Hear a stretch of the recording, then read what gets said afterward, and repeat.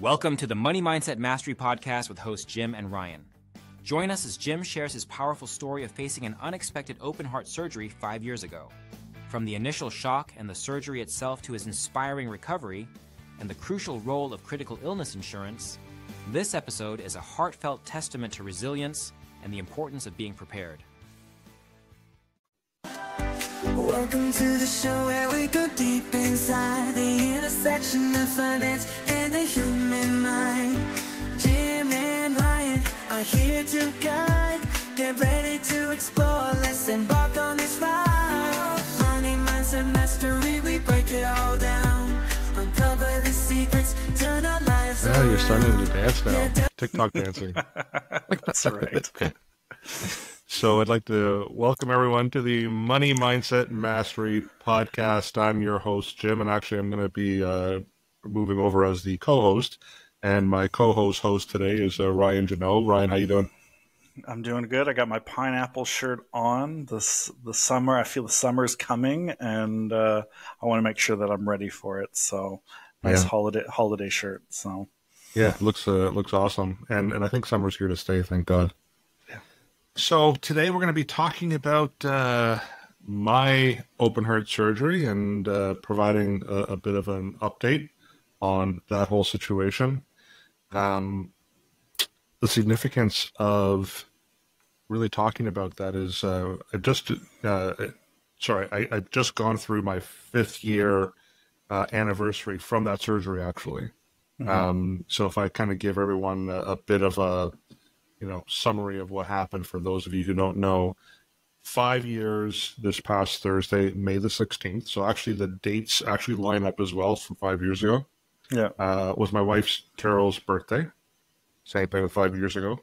And that's when I went in to get an angiogram done. And during the angiogram, the doctor had said there was really no need for us to do it. Long story short, I kind of forced them to do it on me.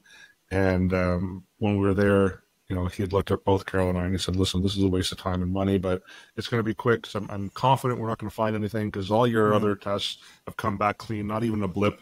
And, you'll be in and out in like 15, 20 minutes. Sure enough, I went in. And for those of you who don't know, you're actually awake during the angiogram. So I can feel whatever it is, the camera, whatever it is, they put it kind of right in here. And, I can feel it going up my arm, hitting my elbow, kind of making its way all the way up to here. And all of a sudden I'm like, oh man, he's there.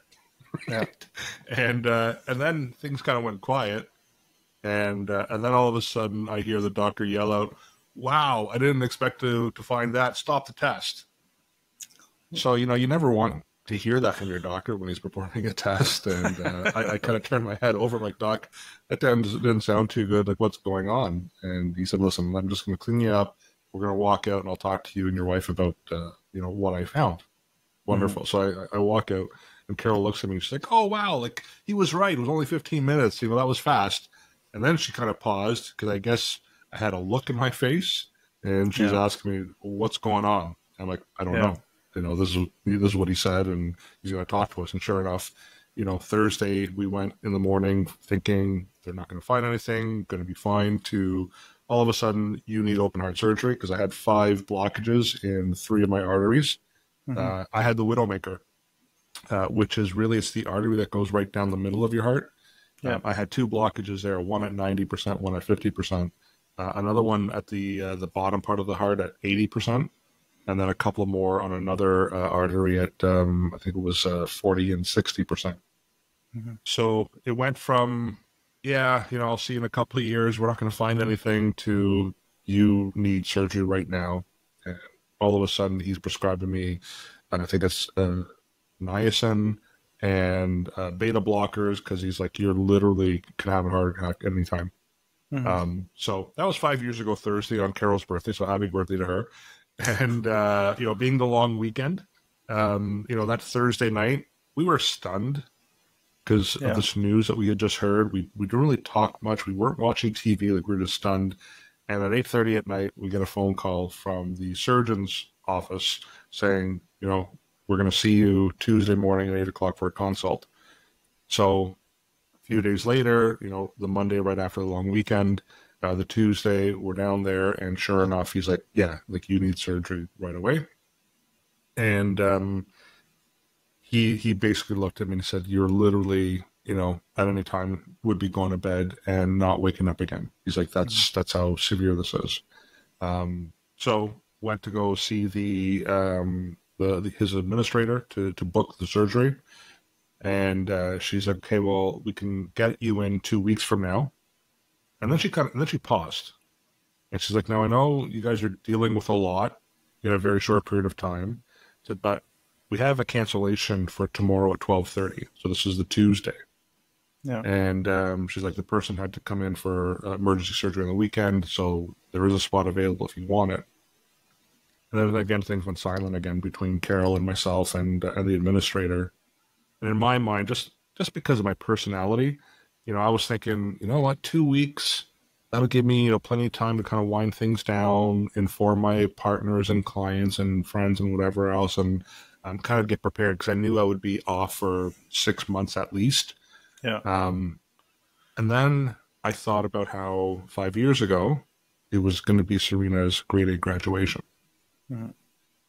And I started to think, if I wait 2 weeks for the surgery, there really is no way that I will be there for her graduation. And one of the things that they were doing at her graduation was to have a parent-child dance as the first dance of the evening. Mm-hmm. And I'm like, there's no way I want to miss that. So I thought to myself, I guess it's going to have to be tomorrow. And sure enough, I looked at Carol and I'm like, I think I'm taking tomorrow. Mm-hmm. And I got to say, to her credit, I mean, her face just kind of went like this major relief all of a sudden, because that's what she wanted me to pick anyway. Yeah. But she also knew it was really my decision. And so I had made the decision for the next day to all of a sudden have open heart surgery.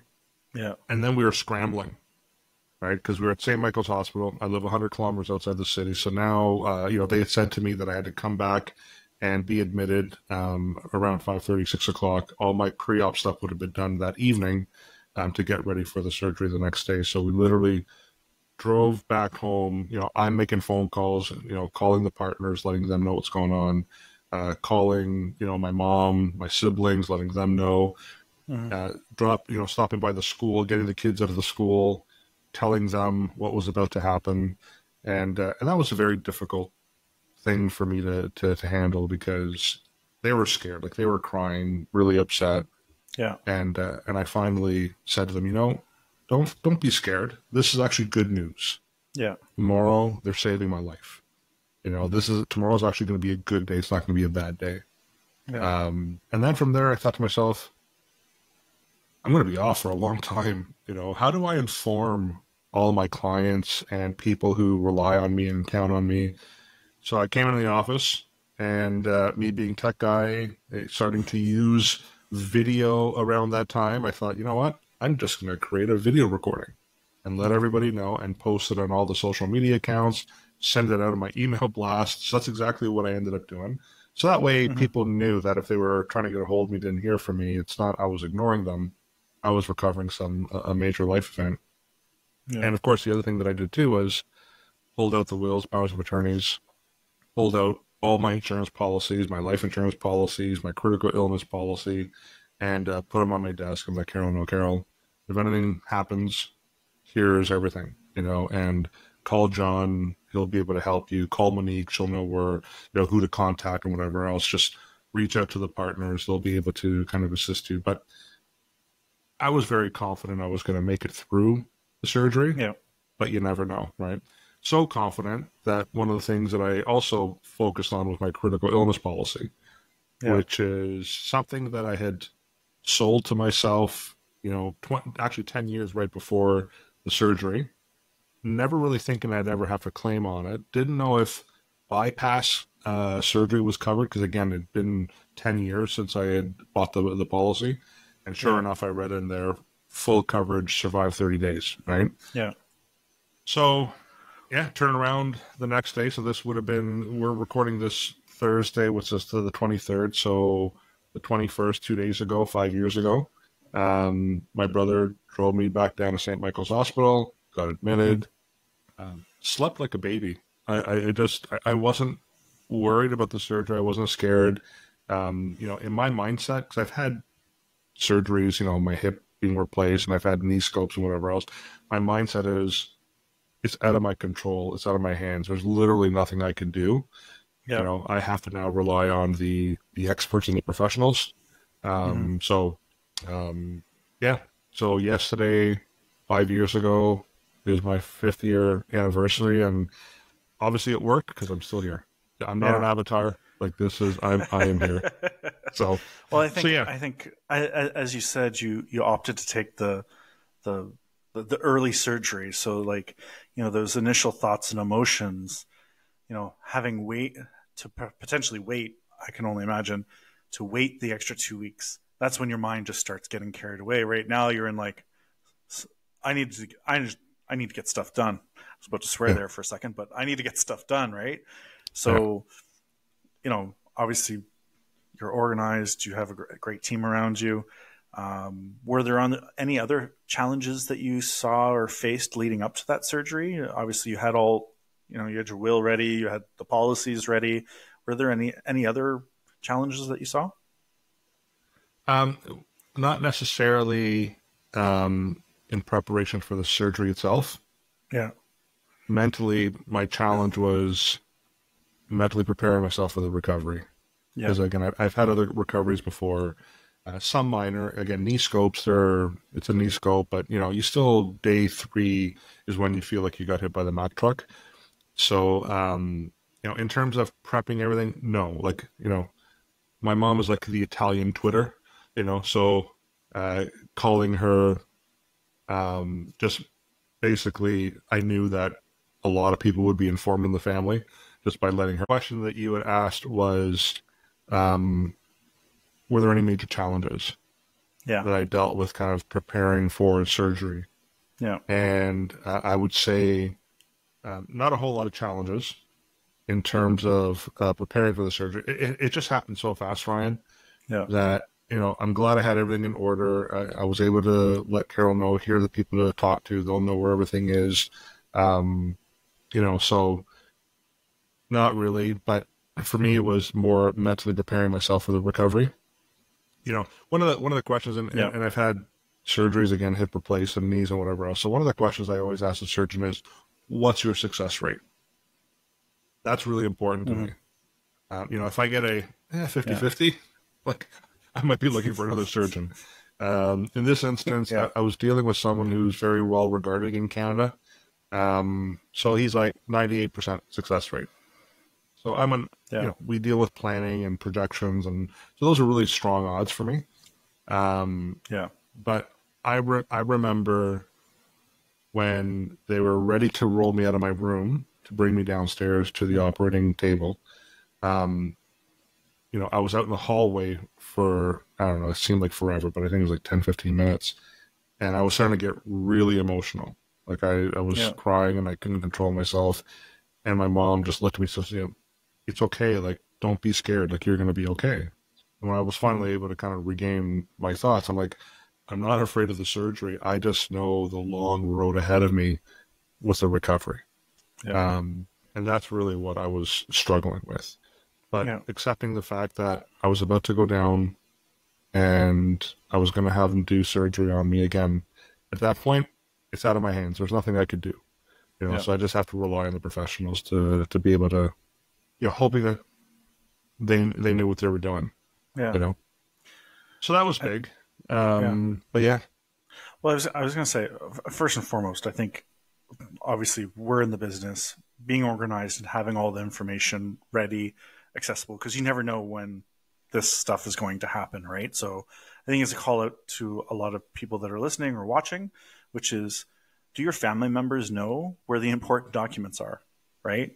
Are they shoveled away in a file somewhere, or are they misplaced? And it's always good to have that stuff and have somebody know where that stuff is in the copies. Often we ourselves have copies, so having a great trusted advisor will often be a simple phone call to say, what do I have that I need to share with my family or my executor or something like that, right? So as far as the TVH group and the offerings and legal and whatnot, we're able to kind of gain access to a lot of this information that can really make a lot of it smooth. But I think the thing that people are thinking about, or at least I'm thinking about, is like that road to recovery, as you said, like that process. Like, were there any complications that happened after that, maybe perhaps after your surgery, that complicated things? Or No, you know what? I was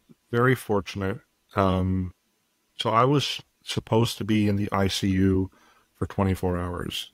It ended up being about, after 16 hours, I was doing really, really well. So they moved me out of ICU and brought me into my room. But, waking up in the ICU, because I've never been in the ICU before, I've woken up from surgery, and normally, hip replacement, okay, you're not in ICU for something like that. But waking up, and my first thought was, I made it. I'm alive. That's literally what my first thought was. Like, I knew exactly where I was. I knew exactly what just happened.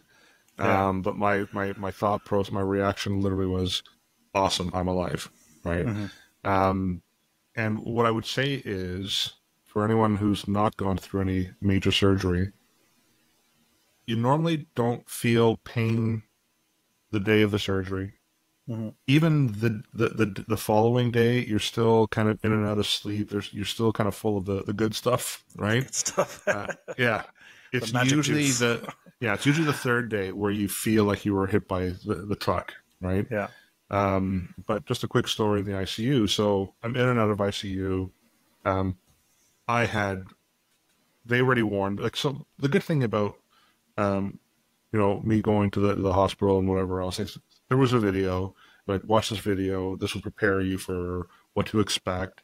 Also, inform your family who's going to be at the hospital on what to expect, right? Because I had, I think, like 7 different tubes and wires sticking out of my body, right? So I warned my family, like, when I came out of ICU, I told them, listen, when you come out when I come out after the surgery and I'm in the ICU, they're going to allow you to come and see me. Just be prepared that this is what you're going to see from me. Yeah. Right. And my family, actually, they said to me, they were very thankful that I prepared them that way, because they said they knew what to expect, and it wasn't as shocking for them. It was still shocking, but it wasn't as shocking. In the ICU, again, you're kind of waking up in and out of it, and all of a sudden, so it's quiet, right? Like, it's just super, super quiet in the ICU. And all you can hear is the machines, like the beeps and whatever else, right? But it's eerily quiet.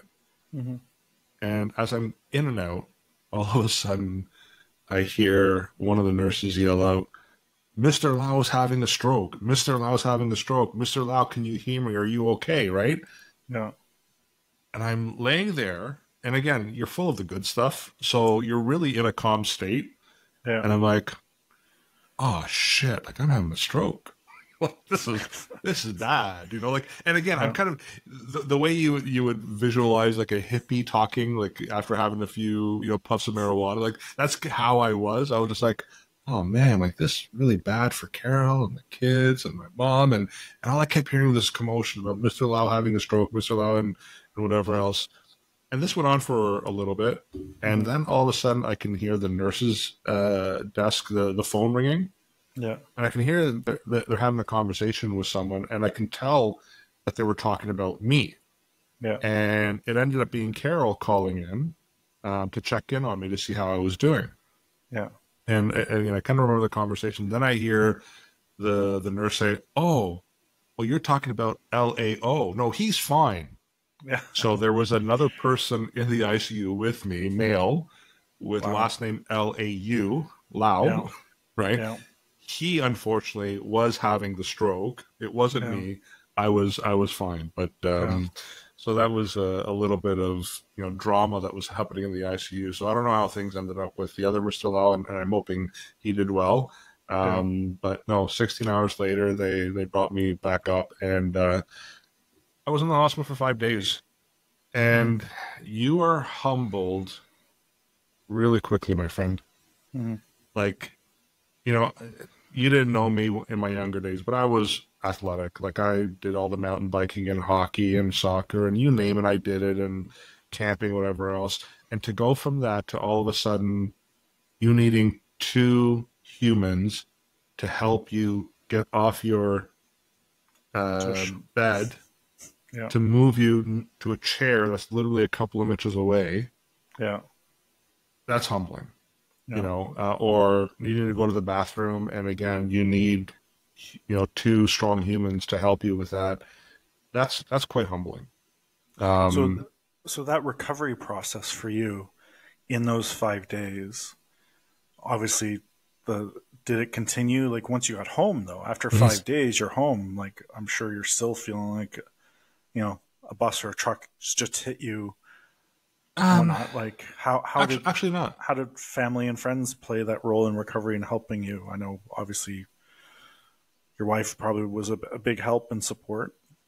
Yeah, I mean, Carol and the kids were huge, but you know, going back to the hospital, one of the things that they keep telling patients from major surgery is to walk. Yeah, and normally, so you know, I would, you know, after the first day after the surgery, they're like, yeah, we don't expect you to walk. Don't worry about it, right? Yeah. We expect you by Friday, you know. So they came in the first day and like, hey, listen, we would like you to walk twice today, once in the morning, one in the afternoon, 5 minutes each time. That's it, right? yeah, And again, most of us were like 5 minutes. Okay, that's not a big deal. When you dealt with what I dealt with, it was a big deal. yeah, But they never had to come in and tell me, okay, get out of bed, you need to walk. yeah, It was always me calling them, saying, okay, I need to do my walk now. So like day one, it was 5 minutes twice a day. Day two was like, okay, try to do 10 minutes twice a day. Day three, you know, kind of push it to 15 minutes. And I remember one of the nurses, a wonderful lady, she came in, she's like, you know, you never have to ask you to get up and walk. Like normally we are dragging the patients out of bed to walk, but we've never had to do that with you. In fact, you're like calling us and letting us know that you're ready to go for a walk. Like, what's the inspiration? yeah, Well, Carol has had major surgeries in the past. She's had bowel obstructions and her large intestine removed. And I remember going down to Mount Sinai Hospital with Serena. Serena was, you know, just newly born. And I couldn't find Carol in her room. I would always find her out walking. And I would ask her, like, you know, why do you keep walking? Like, you should go back and rest. And she's like, every step I take means I'm one step closer to coming back home to you. And I just kept remembering that. And she was my inspiration. Like I kept, you know, when it was hard to do, when I was exhausted and not feeling great and whatever else, I would think about how she fought so hard to get home to me and Serena. yeah. So for me, it was like, I'm returning the favor. Like so that's what I did. And it helped obviously to get me home sooner rather than later. So, and I just want people to understand the severity of the surgery. Because I mean, before I had it, whenever anyone would say to me they had open heart surgery, something like open heart surgery, like I'd be like, oh wow, like that's really serious. Yeah. But I'm going to be maybe a little bit graphic right now because I really had to kind of sit down and think and really absorb what had happened to my body because it is very traumatic to the body. So if you think about it, you're laying in a hospital, in an operating room, and they do an incision down your chest. That's where you get the zipper, right? So I have the zipper. And then they get a saw, and they're sawing through your breastbone. And then they're prying open your rib cage so they can eventually get to your heart. But even before they do that, they have to cut into my, you know, they had to cut in my ankle to harvest 2 arteries. Or 2 veins is what they had to do, right? So I was lucky. I had 3 arteries that were blocked, but he was able to do a double bypass to address the 3 blockages. So they had to harvest 2 veins. The problem with me, though, was that in order to address the 2 with the 1 vein, he had to lift my heart out of my body, flip it over, right? So then again, even before that, I'm on life support. Right? They have to stop your heart from beating. And I'm intubated. you know, and, you know, there's a machine that's pumping your lungs for you, right? So they're doing all that. They they're fixing up, and then they got to put you back in it, like fix it all and put it all back in together again, place again. Like, and I know IKEA. You've worked retail, right? And how many times have you taken out a piece of stereo equipment out of the box, and then someone wants the floor model, so you have to repackage it up, and it never fits the same. Yeah. So I'm literally thinking the night before surgery, like, are they going to be able to fit it all back in like the way they found it, right? Yeah. So, but they did. What's this extra screw for? Yeah. So I was lucky, but that's open heart surgery. Yeah. You know, it's very traumatic to the body, and your question was I feeling pain in terms of recovery? So there was no pain. The only time I felt pain was when I sneezed. Mm-hmm. And every time I sneezed, it felt literally like someone had gotten a sledgehammer and just smashed it on my chest. Yeah. And for whatever reason, I was sneezing a lot during recovery. Oh, well, and this time of year. Yeah. All in the ear, that's enough. Oh, yeah. And Carol would look at me because she can see just the pain in my face from sneezing and dealing with that. So coming home, you know, they give you the book, the binder of everything to do and look out for, whatever else. And I still remember the day I was getting discharged from the hospital, you know, the discharge nurse is like, now, you know, you're a guy and I know you guys don't, you know, follow instruction, but you need to read this. And Carol stopped her and she's like, actually, Jim is the one guy who will read this from front to back multiple times and will follow this to a T because again, they don't put that together because they want to give you a hard time. They put it together because they want you to have the best success at recovery, right? Yeah. And they're also putting it together based on other recoveries and experience, right? So for me personally, I was never like, oh, I'm just going to do kind of things my own way. It was, no, I'm following everything to a T, the instructions, and that's exactly what I did. So, you know, in terms of home, Carol, God bless her. Again, she handled everything. She helped me as much as she could. The kids obviously did as much as that they could as well. Yeah. But a lot of I'd say the first couple of months, it was literally just me on the couch sleeping for the most. You know, like I would wake up some days where I was feeling energetic, and then I would crash, and it was unexpected. And that was normal because again, the body's recovered, but. You know, after a few days of coming home, they did say, okay, well, here's the plan, your walking plan. Yeah. And they started off with, again, 10 minutes twice a day. And then that kind of eventually led to about 30 minutes twice a day. So then Carol and I would, you know, sometimes for the longer walks, we'd just go to the mall and I'd walk the mall and, you know, around with all the senior citizens, you know. So that was kind of fun to be able to do that. And then I had cardio rehab, which started in August. And I went to cardio rehab every week, and that's where there would be the educational component at first for about 30 minutes, and then we would go and do our walks again. And we had exercises we had to do every week, so we had to track and mark it down and submit it. So, and of course I had family, you know, if we needed anything like outside in terms of being done, they helped out. I did hire a landscape company to mow my lawn. It was kind of nice, actually, that I didn't have to do it myself, because I've got a 1 acre lot, so it takes me an hour and a half. So it was really nice for that service. But just support from family, you know. So one of the things that you had mentioned before was you brought out your will, your life insurance policies and stuff. You mentioned a critical illness, like especially through that process, the recovery process. How did the critical illness or your health plan really support you in the recovery piece? Well, so with critical illness, usually the claim submission happens 30 days after the diagnosis of the event. So in my case, it was 30 days after the day of the surgery. So after about week 3, I was feeling well enough where I had contacted the insurance company. In my case, it was Manulife at the time. And I explained to the claims person what had just happened, and that in all the years that I had sold critical illness policies, I was actually my first claim I was processing. Excuse me. Couldn't hit mute in time. I tried. at least now I don't feel like my chest is being slammed by a sledgehammer. It was a test. So anyways, they were great. They said to me, listen, here's what we need. Here, we're going to send you the claims form. Here's everything we're going to need, all the reports and stuff. Even if you get it to us before the 30-day period, if we approve it before the 30-day period, then on day 31, we'll send you payment. Yeah. So luckily I had a lot of the information already, like a lot of the reports, and they verified it with the doctors and everything. And by day 31, I had a tax-free payout. It was a significant amount, which I purchased 10 years prior.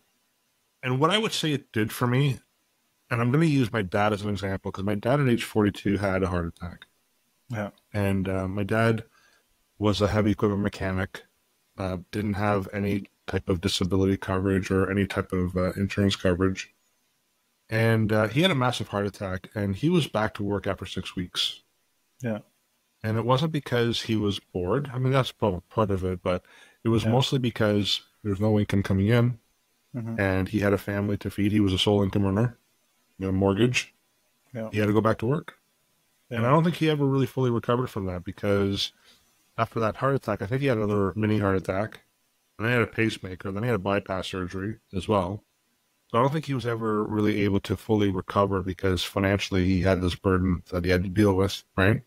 Yeah. For me, that was the one thing I didn't have to worry about, because I knew I had this money, my business is taken care of, all my obligations there, my family financial obligations were all taken care of. I was able to go through the full recovery without being forced to go back to work for money reasons, which I think, again, is the reason why I'm here 5 years later doing well, as a result.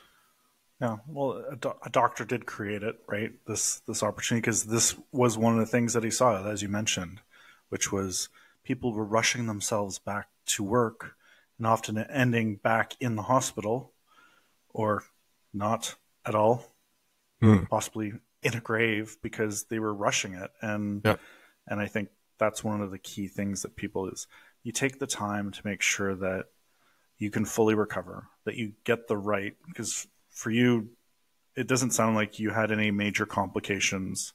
It doesn't sound like there is anything else. Can you tell us a little bit more about critical illness and how it would help, and how it works more, and how it can really help people in their recovery? Yeah, and before I get into that, just on a side note, I did end up dancing with Serena at her graduation. Oh, there we go. Yeah. So I was very happy that I was able to make it.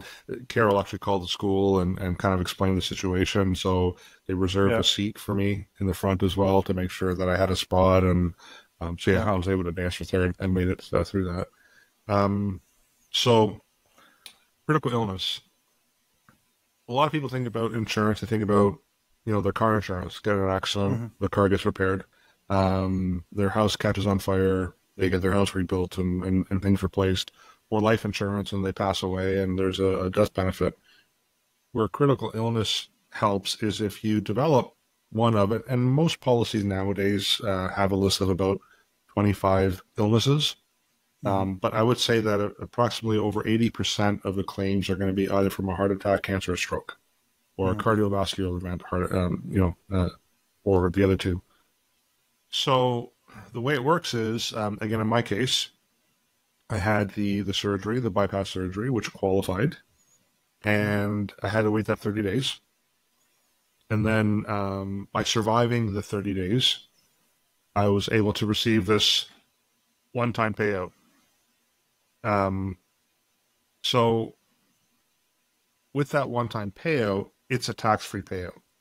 So you don't have to worry about paying tax on it. So the amount, again, I'm not going to talk about the amount that I received, but it was a significant enough amount that I received tax-free.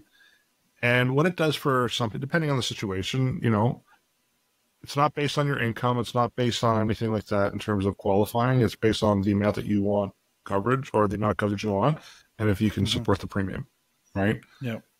So for some people, it allows them to, for example, if they don't want to wait 6 months to get checked out if they have cancer, they can take that money and cross the border and, get tested right away in the U.S., for example. Yeah. In my case, what it did was it protected my assets because I didn't have to cash out any of my investments that are intended for the future and retirement. I didn't have to worry about any of those things. I didn't have to get into debt, to try to kind of get through it.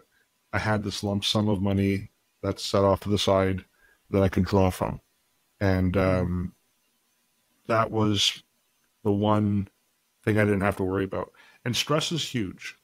Yeah. I mean, the one thing that they did say to me during recovery was that in the first 12 months after bypass surgery, there was, I believe it was like a 34 or 35% chance that I would have a heart attack or stroke out.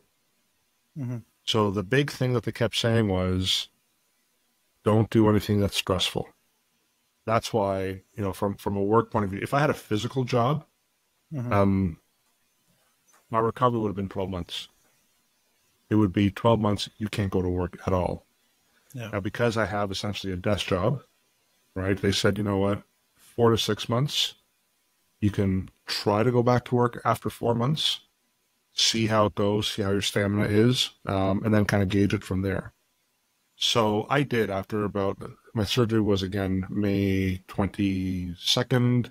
I think I started to go back to work like after Labor Day weekend just to try. And at the time, this was right before COVID. So I was going down to the office. So part of my issue was just the hour and a half drive was actually kind of draining as well. So day one, I think I made it as far as like Oshawa. I turned around and came back because I knew that I just wouldn't have been able to come back home again. I just wouldn't have had the energy, right? So it took a little bit of time. But for 4 months, I didn't look at my emails. I didn't answer phone calls. Like it was all handled by my team because the last thing that I needed was to deal with some kind of stressful issue to trigger a heart attack or a stroke. Mm-hmm. And that just wouldn't have been healthy. So stress wasn't a problem for me. Yeah. Yeah, I think what people don't realize, like critical illness really, again, reduces stress, really allows you options, right? Options and also choices, right?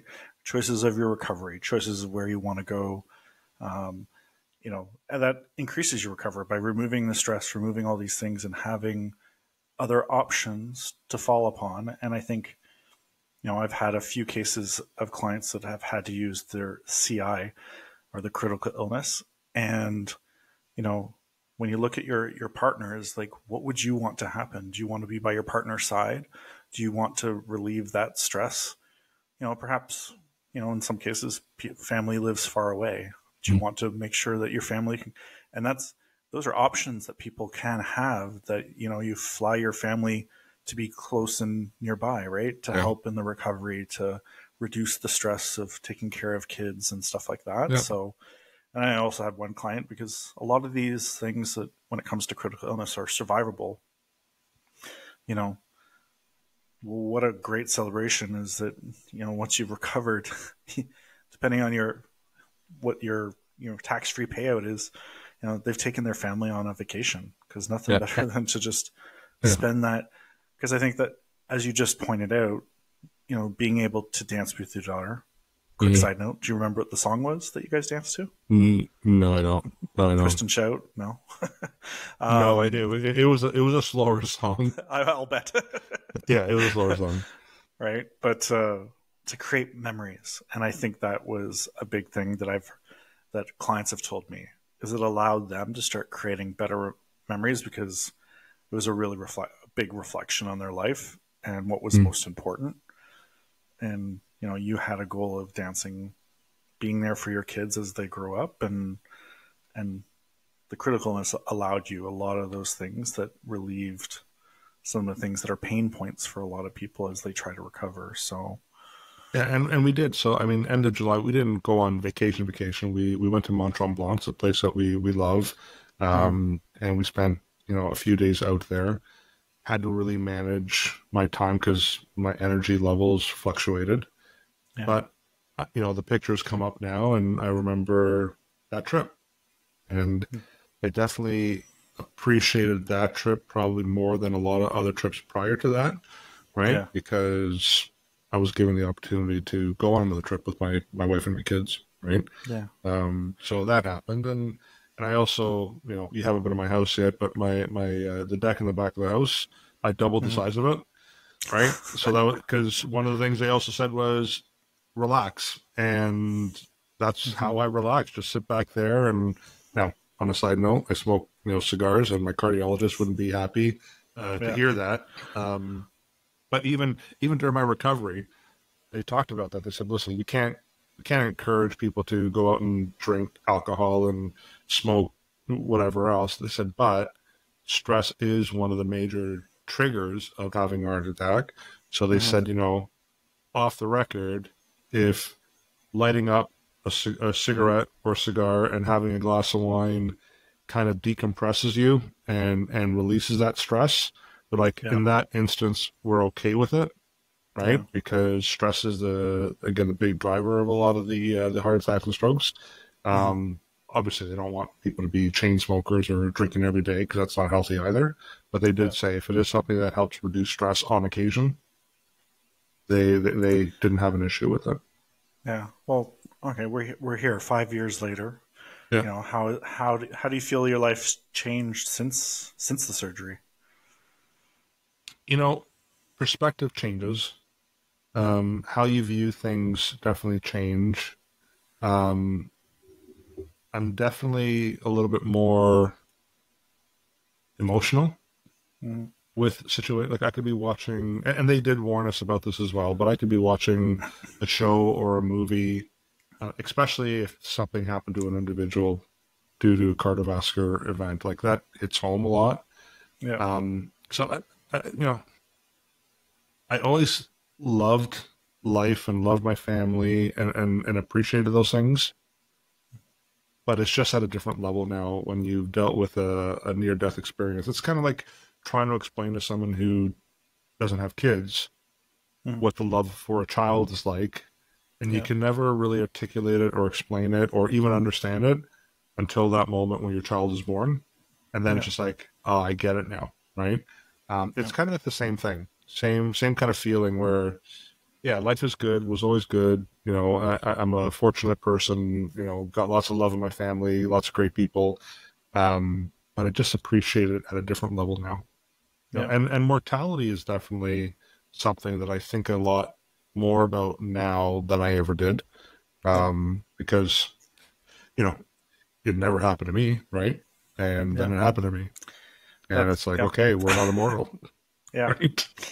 Yeah, the Superman thing, it could never happen to me, right? And I think as a lot of people think about how many people do you know in your life that have been affected by, well, the big ones, stroke, heart attack, and cancer as a starting point, right? But obviously the critical illness covers more than just that. So have you done any changes with your lifestyle since then? Continue to enjoy a cigar and some good port? Yeah, I mean, I've continued on with that. I think what's changed a lot for me is actually the physical side. Just physically, my body's different. It just doesn't respond the way it used to. Again, I've had other surgeries, my hip and my knees and whatever else. So I've always been dealing with a little bit of arthritis and pain in other areas, but I was always able to push through those. Yeah. But after the open heart surgery, I should be exercising more, but my body just doesn't respond like it did. Yeah. So that's difficult.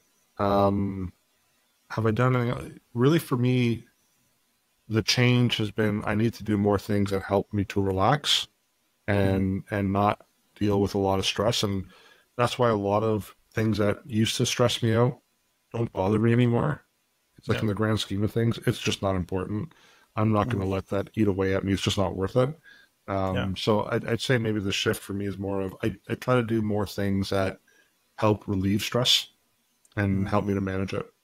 Got back into playing my guitar. That kind of helps me de-stress. Going out for a motorcycle ride, that helps as well. Just going out for a drive. I love driving. I hate traffic, but I love driving. Where I live, there's no traffic. So just be able to go in the car for a couple of hours and with the Tim Hortons coffee and, just things like that. And I think it's probably one of the reasons why I don't go to the office like I used. Like I think I average maybe once a quarter now. First, there's no need for it. No one wants to meet me in person. Everyone wants to meet virtually.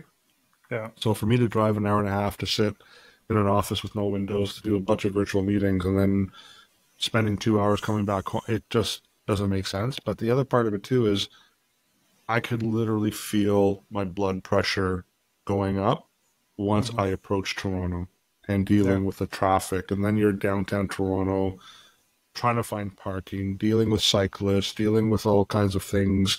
That is a lot of stress, you know, and then trying to leave the city is just as stressful. And then once I'm outside of the city, then again, I can feel it. All of a sudden my tension goes down, you know, and I'm more relaxed. So what you're saying is when you drive into the city, you don't listen to our very own podcast and my calming voice to make sure that you can get into the city. No. I do that, but that normally, like our podcasts on average are about 45 minutes. So if you think about it, it's an hour and a half for me to get down to Toronto. 45 minutes is for me to get to my house to the top of the DVP, which is 85 or 75 kilometers to 80 kilometers. And then the remaining 45 minutes, that's to drive the final 12 to 15 kilometers from top to bottom, right? So by the time I get to the top of the city, I've already completed. I've listened to our podcast. So we need a longer podcast. So, that could be it. Yeah. Do you have any advice for people that may be going through similar situations that you've learned and want to share? Yeah, and I know guys don't talk about this stuff. Talk about it. Talk about it with a buddy. Talk about it with a family member. Let them know what you're afraid of, what you're dealing with. Talk to me. Again, I've gone through it. I know what it's like. But everyone handles these situations differently, right? Like I've known other people who recently have had surgeries, and they're very anxious about it and very scared, and it's not their fault. It's a scary situation, right? Yeah. Where for me, again, it's kind of like being on a plane. I'm not the pilot. Like if the plane's going down, it's going down. It sucks. You know, I don't want it to go down, but there's really literally nothing that I can do about it. So I just have this calmness to it in those situations. So what I would say is do the research, but don't do the Google research, because that would just scare you. You know, contact your doctor, contact the hospital that you're about to have the surgery with. They will have resources. I would say that the most important thing, especially for you guys who don't like to read instructions, is follow the instructions. Because again, they're there to give you the best chance at recovery, at a successful recovery. So that's definitely one thing that I would recommend is read the damn book. Yeah. It's there to help you. That's it. Yeah. A few other things that I noted that's come up with clients that have critical illness and they ask about, and you know, I often say sometimes, like, you know, such a large majority of us have experienced with ourselves or somebody that we know of that one of these things is potentially going to happen, and it's almost like saying, like, critical illness is almost like the lottery ticket. You have 50-50 chance, like, you know, take the chance of the lottery ticket. But the thing with critical illness that people often forget too is that it's not going to happen to you, obviously, but you know, there's a return of your capital, right? There's an option that you can have the return of that capital. So it's like driving a car. Drive a car for 20 years and you never get in an accident. The insurance company does come back to you and say, here's all your premiums back.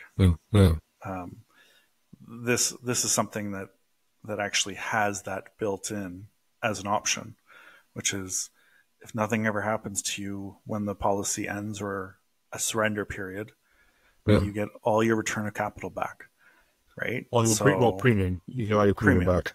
Right. Yeah. So it's kind of a win-win essentially. And, you know, I think questions that people often need to ask themselves is, if if something unexpected happened, would you be prepared?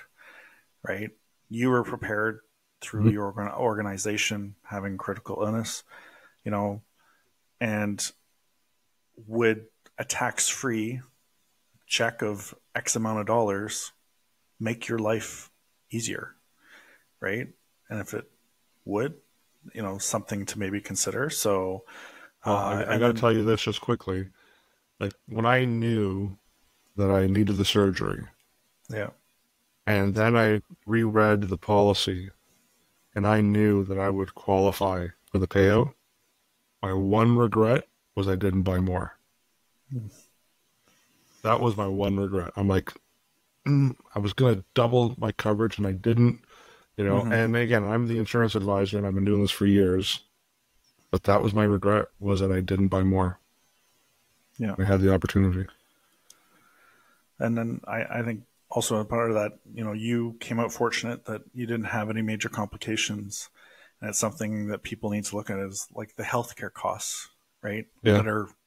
We look at our healthcare system and, you know, bless the people. We have clients that are in the, you know, the strain that is happening on what will the future hold for our healthcare system. And you had said, you know, if you need to get the right cancer treatment, what's the wait? You know, I just had, I need to get an MRI on my knee just to see what's happening. It's 1 year plus a month before I can even have that done, right? So, or if I had the option to be like, hey, I could go and have this done, taken care of right away, then I think you would probably take that option of getting it done and over with. So I think it's just things. It's not even that type of expense, Ryan. I mean, the one thing that people don't realize, for example, you know, Carol she was taking the Go to come down because she's afraid and nervous of driving in downtown Toronto. Yeah. But even if she did drive, she'd have to pay for parking. And then she'd be there with the kids for half a day. Well, they have to eat, you know, and I wanted to have a TV and a phone. Well, there are daily costs for that as well. Now, when I got there, they were going to put me in a ward room, and I'd asked them to put me in a semi-private, and I told them I'd pay for it. They didn't charge me, but they did put me in a semi-private. But if they did charge me, I believe it was at the time like $300 a day. Yeah. Right.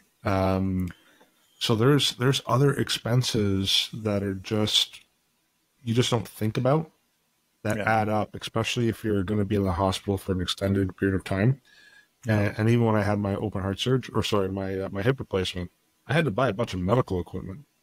You know, now with the hip replacement, I wouldn't have qualified for critical illness. But the point is, depending on what the situation is, you don't want to start tapping into your own assets or adding on to your debt, right? You want to have those expenses covered. That's what this policy is for. Yeah. And as you said, like, I know my dad had surgery downtown and my mom wanted to be close. And staying at a hotel downtown Toronto, well, especially now. Especially now, right? So there's all costs involved of having family members close by and what they want to out of this. And it's all things to consider. And something was brought up more recently with a client. Well, as sometimes call it the cross your fingers financial planning. But some people say, well, I'll just start a GoFundMe page. And the amount of people that I see on GoFundMe, and it's heartbreaking because, you know, you're competing not only with other people, you kind of have to have like the best, worst story. That sounds really sad to say that, but you're competing with others and whether they're in a situation that they can help with the GoFundMe. Other things to consider, GoFundMe charges you a percentage point and per transaction. So out of that fundraising money, what percentage is actually coming towards that goal? And I see this as, I wish there was we didn't need GoFundMe for these reasons.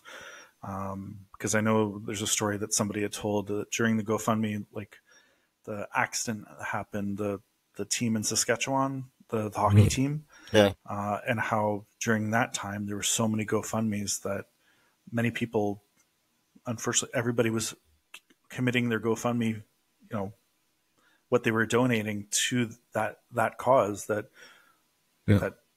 all these other people that wanted to use GoFundMe weren't getting any funding because people had already put. So it's things to consider when it comes to looking and supporting yourself and your own family, and critical illness can help support that as an option for people. So, well, life insurance and critical illness is the original GoFundMe.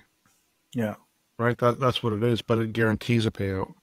Yeah. As long as there's certain criteria that's met, where, to your point with GoFundMe, you have to find the saddest story, unfortunately, and you want to give to contribute and to help. And I think that's a wonderful thing about society, is most people do want to help if they can, right? But if you need to raise, call it $50,000 for whatever reason, you're not guaranteed you're getting the 50. Now, all we hear in the news is all the ones where, hey, they wanted 50,000, it's up to 250,000. You hear the good news, right? Yeah. But that's not every situation. That's not most situations. A lot of times the shortfalls. Sometimes I just, for fun, I'll scroll through GoFundMe to see, and I can see, nowhere close to the targets being met. Because to your point, GoFundMe is almost like a social media page. You're competing for eyes, for viewers, for contributors, to fund whatever the cause is. There's no guarantees behind it. Yeah. And a lot of those stories too are of kids. And that's one of the things, I have critical illness for myself. I have critical illness for my son. Yeah. God forbid anything happens. This will help me find the best doctors, best medicine, anything that I need for him. And, hopefully nothing ever happens, but know that I've essentially created a savings plan for him at some point down the road, because I will get my premiums back at the end of it. So there's too many stories right now of kids, Walker's friends with, and knows that whether it's a stroke or a heart attack or a major surgery, that this could have been an option for them. And, for me, doing this and interviewing you too is about trying to educate more people that there are more and better options, to reach more people, just to give them options and educate, really is what we've said from the start when it comes to doing this podcast. So now, I know for those people who are wondering how I ended up with those clogged arteries, because I think there's some assumptions of, it must be the cigar smoking, it must be the diet, whatever else. So it's not. I mean, they might have contributed to it, but I have a genetic disorder, which is called, I always forget, so I'm going to read it, familial hypercholesterolemia, which is a genetic disorder. In my case, it comes from my father's side of the family. And what I would say is, what I was told, even if I was on a strictly liquid diet my entire life, I still would have ended up with the same outcome. Yeah. So to kind of give you an example, like baseline total cholesterol, doctors prefer for it to be under 4, but between 4 and 5 is a healthy range. My baseline was 14.5 because of this genetic disorder. So I literally had sludge running through my veins. So, the food part of it, the smoking part of it, that may have contributed to about 20%, which means I still was going to end up with the same outcome. So for those who are kind of curious or wondering, it wasn't because I was... What saved me, actually, because Carol asked the surgeons, like, how is it that I've had all these tests, stress tests and echocardiograms and whatever else, and there wasn't even a hint of a problem? And he looked at me and said, did you play sports? I'm like, yeah, like nonstop. And he said, well, the good news is your heart is really, really strong, but it was kind of masking some of the underlying issues, right? Yeah. Or, if you kind of use a hot rod or a supercar, the engine was really strong, but all the gas lines and the oil lines leading up to it, they were plugging up. right? Yeah. So that's ultimately what happened. And we ended up getting our kids tested because we wanted to know if either one of them had the genetic disorder. At the time when we did the testing, of course, Serena has it. Liam, so far, it's detected that he doesn't have it. So right away, we're proactive, and we got her into Sick Kids Hospital to start to get that managed, because I don't want her to go through what I went through. So I'm learning from it, and my kids are learning from it. We're teaching them, and now they're doing their part to make sure that they don't end up like Dad did at age 46 with open heart surgery. Are there any other final things that you'd like to share with people when they go through this like process or diagnostics, or it's scary choosing whether critical illness is an option for them too? Well, I guess what I would say with the critical illness part of it is you can't buy it when you've been diagnosed. No. It's the reason why they call it insurance. It's just in case if it happens. So I was glad that I had it because I needed it, and I claimed on it. So what I would say is, I've had some clients who I would talk to them about critical illness. They're like, no, not for me. And then their parent ended up with some kind of cardiovascular thing. They would get tested, like, oh, I have what my dad has. Well, now it's going to be even more difficult to qualify, if at all, right? Yeah. Or you might end up with a rating. So to use the comparable, you can't buy fire insurance once the house is on fire, right? You need to buy it before that happens. So that's what I would say to critical illness is look at it, look into it. It's the only insurance that if you never claim on it, we can structure it in such a way where you're guaranteed to get all your money back. So what's the lost opportunity on that? Well, had you invested those premiums over 15, 20 years, you missed out on earning a rate of return on it. Yeah. But, I wish my car insurance company would say, hey, Jim, after 15 years of being a great driver, never placing a claim, we're going to give all your money back. I'd love that. So it is the one product that will give you that. Yeah. And if you do have to claim on it, then you're getting this lump sum tax-free amount that'll hopefully help you kind of get through the recovery. Yeah. What do the next 5 years look like for you? Hopefully not open heart surgery. No, now I'm dealing with my hip. I'm dealing with my hip problem. A Leaf Stanley Cup win, perhaps. That might cause a heart attack. In a good way, I guess. No, I don't. You know what? I really don't know. What I will say is, even after 5 years, I have all types of people who will ask me, like, "Hey, how are you doing? How are you feeling? Is your health okay?" Like, just the level of love and concern that was shown to me and continues to be shown to me. That touches my heart. Like it feels good, that people ask, and even though it's been 5 years, I'm doing fine. But even going back to the original surgery, like Carol from time to time would sit down and it's like, I've got all kinds of email messages, I've got all kinds of text messages, I've got all kinds of Facebook messages. When do you want me to read these out to you? And it took me a while. I had to wait a few weeks before I had the energy to actually listen to it, but there were a lot, and it was very touching, and it helped. It helped motivate me and with my recovery as well. So I just want to say to people, thank you for that. I do appreciate it. Mm-hmm. Any other final thoughts that you have for? No, I don't. I think we pretty much touched things that we want to talk about. But bottom line is, don't rely on GoFundMe when it comes to protecting yourself. There are other options. So talk to us, reach out to us.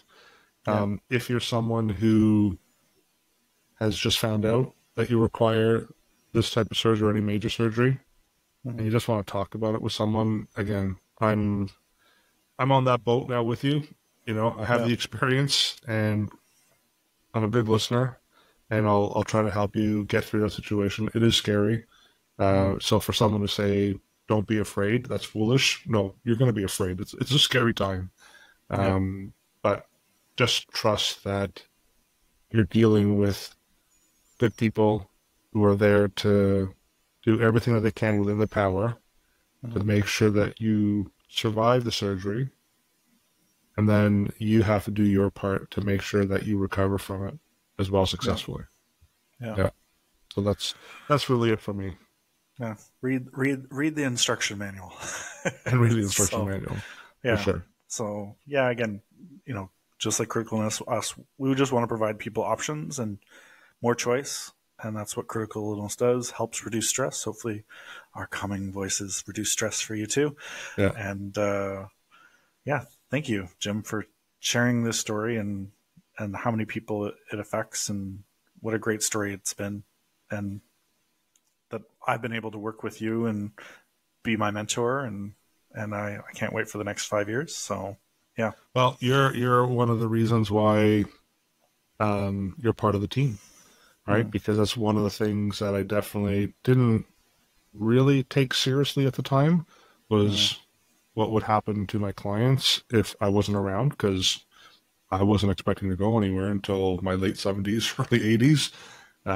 So that prompted me to really shift my thinking, and you're the reason why that you're here, because if something were to unexpectedly happen to me, you're here to step in and help with the client. So thank you very much for that. And for the clients who are listening and still don't know about you or haven't had a chance to meet with you, this is why Ryan is here as well, is to support me, to help me to build his own practice, to support his own clients. But also if there was a severe event where I was out of commission for a period of time or permanently, then Ryan would be stepping right in. So I appreciate that. Along with adding Denis to the team as well. And of course, my partners, John, Sonia, Dave, and all the staff. I have to say too that Carol, who works with me as well, and Monique, they did everything that they could to kind of get everyone through it. People were understanding. So I'm just very thankful and blessed. So I appreciate it. So we will shut it down then. And if anyone is looking for some additional information on us, tvhfinancial.ca, or you can email us financial@tvhgroup.ca, or just look us up at all the different social media platforms that we're connected with. So until next time, take care.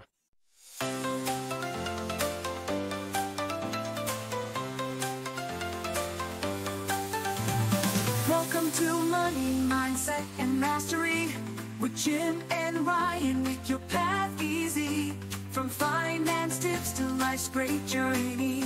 Tune in, stay sharp, let's make your goals worthy. Money, Mindset, and Mastery, together we'll unlock your destiny. With insight, stories, and expert advice, we'll guide you to success. Just listen twice. Empower your mind, master your fate. Jim and Ryan here to elevate. Through every struggle, every triumph, bright, we're here to shed some light. Just listen twice.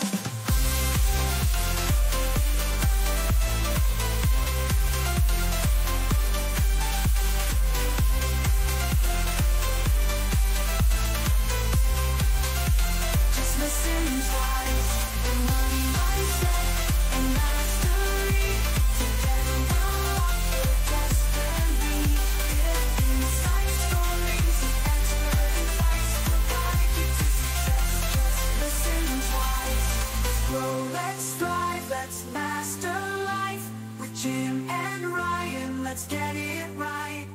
Money, mindset, and mastery. Your journey starts now. Come along and see.